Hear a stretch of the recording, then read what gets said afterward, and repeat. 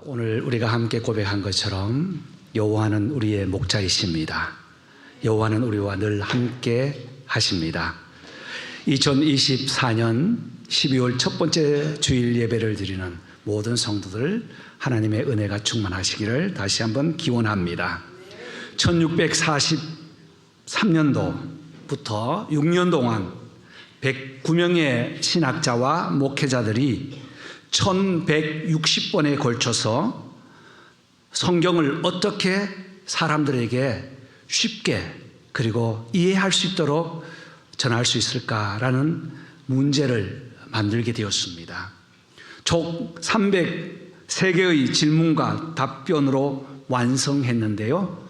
성경에 관해서 196개 그리고 우리의 생활면에 107개의 항목으로 질문과 대답을 하도록 완성을 했습니다. 이것이 대소요의 문답이라는 책인데요. 이 책이 이제 한국말로 많이 번역되어서 우리가 장로교에서는 꼭 공부를 하죠. 그런데 6년 동안 109명의 신학자와 목회자들이 연구를 다 하고 나서 첫 번째 질문을 무엇으로 할 것인가 하는 것이 큰 이슈였습니다. 성경에 하나님에 대해서 질문할 수도 있고 천지 창조에 대해서 질문할 수도 있을 것입니다. 그런데 1번을 무엇으로 할까 하다가 사람이 사는 목적이 무엇입니까? 라고 질문하게 되었어요. 뭐라고요? 사람이 사는 목적이 무엇인가? 1번 질문입니다. 답변은 하나님의 영광을 위하여 삽니다. 제가 질문하겠습니다. 사람이 사는 목적이 무엇입니까? 하나님의 영광을 위하여 산다고 했습니다. 우리는 계속해서 로마서 말씀을 묵상하면서 지난주까지는 바울의 감사를 찾아보았어요. 감사함으로 살고 감사의 의미가 무엇이고 가장 큰 감사가 무엇이고 이 감사를 했던 이 바울이 성경의 인물 가운데 가장 많이 감사했더라 하는 말씀을 전했습니다.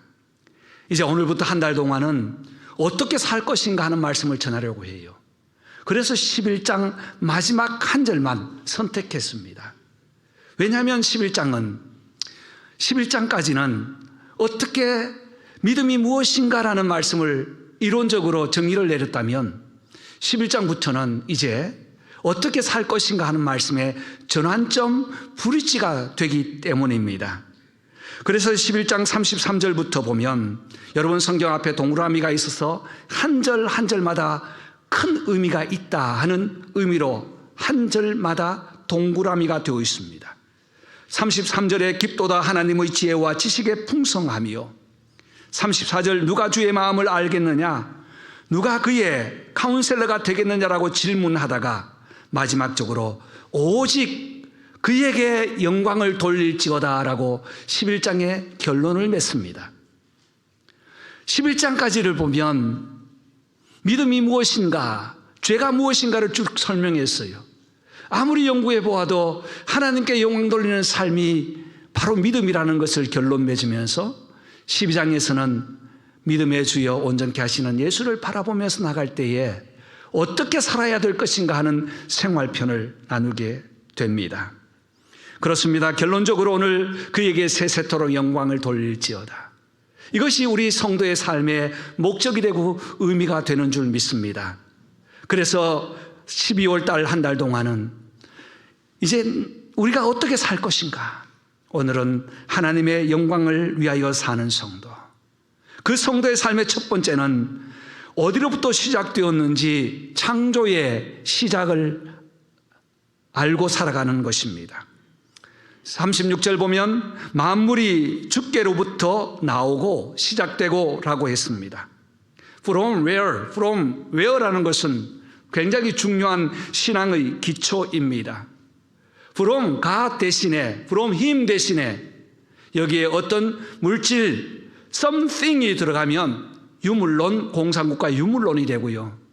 someone이 들어가면 바로 사이비가 되는 것입니다. 그러나 하나님으로부터 시작되었다는 창조의 신앙을 가질 때 우리는 창조의 믿음, 새로운 성도, 영광을 돌리는 삶을 살게 된다는 것이죠. 그래서 창세기 1장 1절에 태초에 하나님이 천지를 창조하시니라. 어디에서부터? 하나님으로부터 시작되었다는 거예요. 요한복음 1장 3절에도 만물이 그로 말미암아 지은 바 되었고 지은 것이 하나도 그가 없이 된 것이 없다고 시작합니다. 왜냐하면 이것이 우리의 신앙의 기초이기 때문입니다. 여러분, 저와 여러분이 어디서 왔는가 하는 것을 안다면, 깨닫는다면 우리는 믿음의 기초 위에 든든한 은혜의 삶을 누릴 수 있게 됩니다. 왜냐하면 하나님이 나를 창조하셨고 내 인생도 구원도 우리 하나님께서 시작하셨기 때문입니다. 그래서 우리의 구원의 삶은 구원받았다고 할 때는 예수로부터 시작되어야 하는 거예요. 예수님 아니면 우리는 구원받을 길이 없습니다.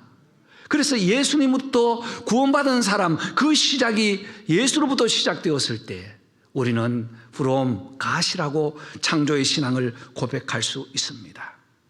우리가 잘 아는 구약 성경에 가장 지혜로웠던 솔로몬은 많은 지혜의 글을 쓰다가 잠언서 8장 22절에 천지가 창조되기 전, 하늘 별과 달과 해를 만들기 전, 떠다니는 구름을 만드시기 전에, 땅에 나무를 만드시기 전에 하나님께서는 먼저 나를 선택하시고 부르시고 나를 가지셨다고 고백합니다. 이 시작의 근원을 하나님께 두었을 때에 한결같은 우리의 고백은 하나님의 창조의 신앙이 우리에게 주어졌다는 겁니다.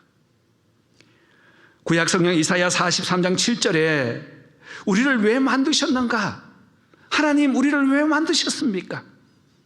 예레미야는 하나님, 나를 차라리 이 땅에 보내지 않으셨다면 내가 이 고난을 받지 않을 텐데요 라고 몸부림치다가도 하나님께서 나를 불러주심에 감사합니다. 하나님은 나의 토기장이를 만드시는 그 손길로 토기장이 같은 나를 만드셨습니다라고 고백했어요. 이사야는 내 이름을 불려지는 모든 자 곧 내 영광을 위하여 창조한 자를 나에게로 오라. 내가 그를 만들었다고 이사야 43장 7절에 말씀합니다. 여러분, 우리의 시작은 어디서부터입니까? 하나님으로부터 시작되는 줄 믿습니다.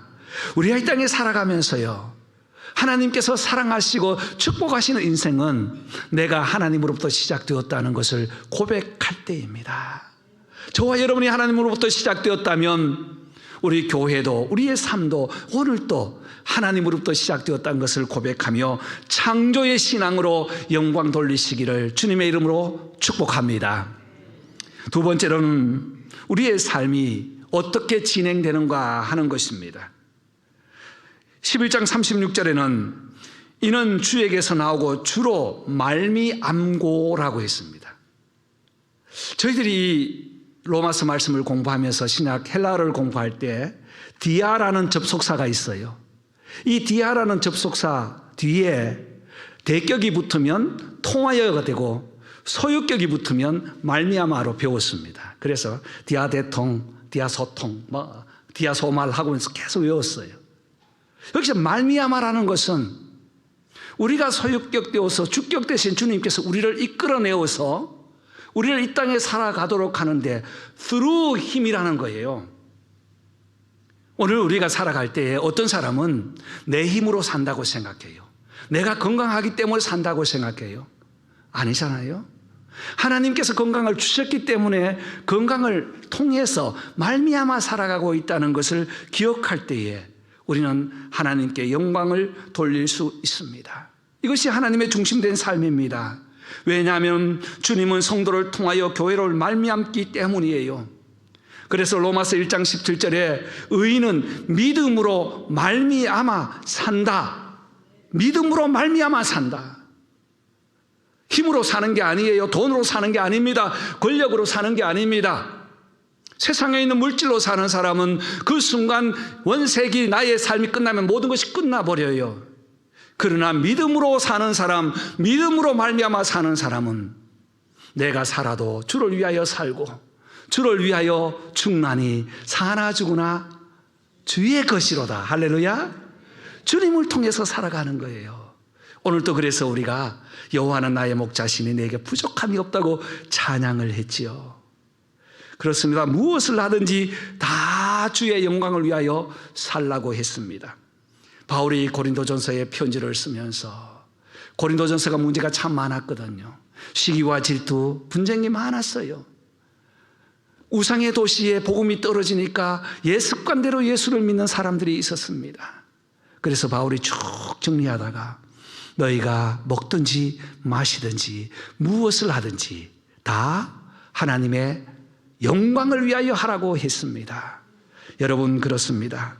오늘 이 성경을 기록한 이 성경은 1차 독자는 로마의 성도들이에요. 바울이 로마에 있는 그리스도인들을 위해서 편지를 썼다는 겁니다. 로마가 어떤 도시입니까? 세상의 문화 힘이 꽉 찬 도시입니다. 돈이면 다 된다는 생각을 가지고 있었어요. 당시의 세계를 장악하는 힘을 가지고 있었어요.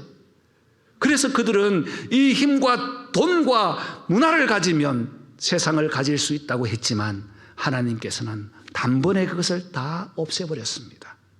화재를 나게 하고 지진이 일어나서 로마 자체가 땅속에 묻히는 일들도 있었습니다.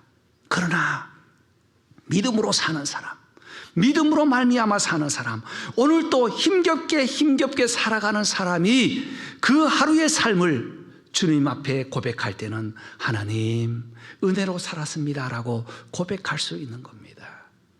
여러분, 예수 믿고 모든 일이 잘 될 때는 하나님의 은혜라고 말할 수 있고 말하기 쉽지만 고난받을 때에 은혜라고 말하기는 참 어렵습니다.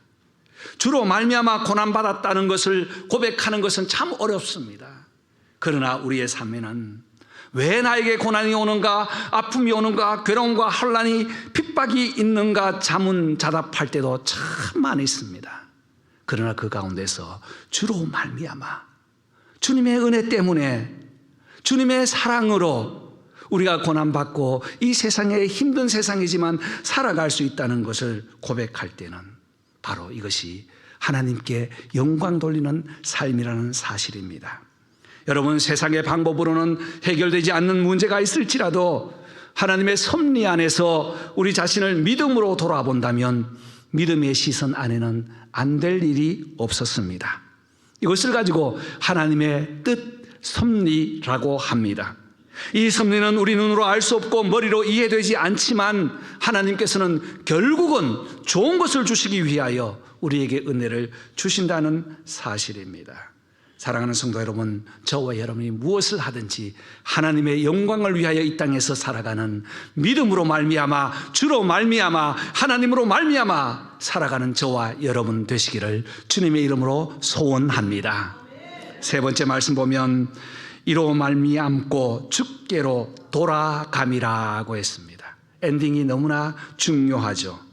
주께로 돌아가는 신앙은 정말 신앙입니다. 하나님께 영광 돌리는 삶은 바로 우리가 어떻게 마지막을 맞이하는가 하는 것이죠. 모든 세상에 시작이 있고 마지막이 있다면 인생에도 시작이 있고 마지막이 있을 것입니다. 마태복음 24장에는 마지막 때에 일어날 일들을 조목조목 잘 설명해 놓았습니다. 예수님께서 미래적인 예언을 다 하시면서 요즘 수요일마다 공부하는 요한계시록을 보면 마지막 될 일이 그대로 이루어진다는 것을 다시 한번 깨닫습니다. 많은 사람이 자기 이름을 가지고 예수 그리스도를 비방하고 자기를 구원자라고 하며 많은 사람들을 미혹합니다. 지진, 불법, 미움으로 사랑이 식어지고 혼란과 기근이 많아지며 그러한 고난이 있을지라도 끝까지 견디는 자는 구원을 얻는다고 마태복음 24장의 한 장 전체에 설명합니다. 그리고 나서 25장에서 너희는 지혜로운 처녀처럼 준비하여라. 너희는 달란트 비유처럼 맡겨주신 일에 열심을 다하여 살아라. 마지막 때에 양과 염소를 구분하는 것처럼 양과 염소의 비유를 통해서 반드시 분명히 심판 때 마지막 때가 있다는 것을 말합니다. 그러나 이것을 깨닫지 못하고 어리석은 부자는 배불리 먹고 마시며 오늘 또 내 창고에 가득 차 있는 양식을 보면서 배를 두드릴 때에 누가복음 12장 20절에는 오늘 밤에 너의 영혼을 내가 거둬간다면 누구의 것이 되겠느냐, 주님께서는 경고하셨습니다. 여러분, 우리 주님은 반드시 다시 오십니다. 신앙 고백처럼 저리로서 산자와 죽은 자를 심판하러 오십니다.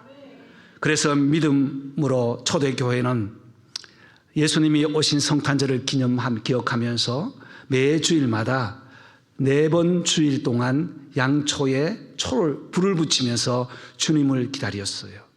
이 절기를 가지고 대림절이라고 합니다. 성경에는 없는 절기지만 천주교나 루터교 안에서 형식을 중요하게 여기는 그러한 교회에서는 많이 중요하게 여기고 있지요. 첫 번째 초를 키면서는 기다림과 소망의 촛불이라고 합니다. 두 번째 주 다음 주에는 회개의 촛불을 키면서 우리의 모든 죄를 회개한다고 한 주간 동안 살아가요.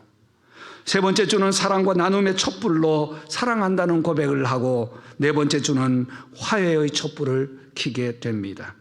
마지막 성탄주일은 흰 초에 불을 붙이면서 만남이라는 초에 불을 붙여서 성탄의 축하를 하게 됩니다. 그렇습니다. 예수님께서는 구원을 위해 어린 양으로 이 땅에 오셨습니다. 그래서 우리를 만나 주셨습니다. 그러나 다시 오실 주님은 영광스러운 주님으로 다시 오실 것입니다.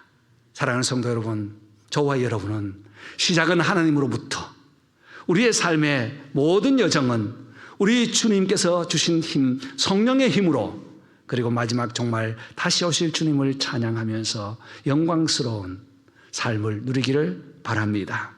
1808년도에 비엔나 극장에서 하이든의 생일을 축하하면서 그의 작품 천지창조라는 작품이 공연되었습니다. 웅장한 그 찬양이죠. 우리 음악 목사님 잘 아시겠지만 그 찬양이 울려 퍼졌습니다. 많은 사람들이 숨을 죽이면서 그 음악에 쫙 빨려듭니다. 마지막 한호와 같은 박수와 함께 마지막 장식을 합니다. 그때 지휘를 하던 이 지휘자가 회중을 다 잠잠하게 조용하게 안정시킨 이후에 이 박수를 받을 분이 여기에 계십니다. 여기에 계십니다. 이 장소에 베토벤도 참석했다고 해요. 베토벤도 하이든에게 경의를 표하는데 몸이 좋지 않아서 휠체어에 앉아있는 하이든을 향하여 이 찬양을 찬양으로 영광 돌리는 분은 바로 저분입니다 라고 가르쳤어요. 그랬더니 우리와 같은 박수를 합니다. 하이든이 이제 단상으로 올라옵니다. 올라와서 무엇을 말했을까요? 많이 참석해 주셔서 감사합니다. 아니에요. 이 찬양은 하나님이 주셨습니다. 우리 하나님께 영광을 돌립니다 라고 하나님께 큰 영광의 박수를 했다고 합니다.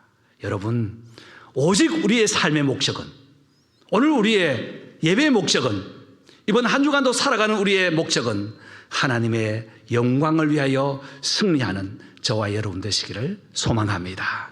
기도하겠습니다.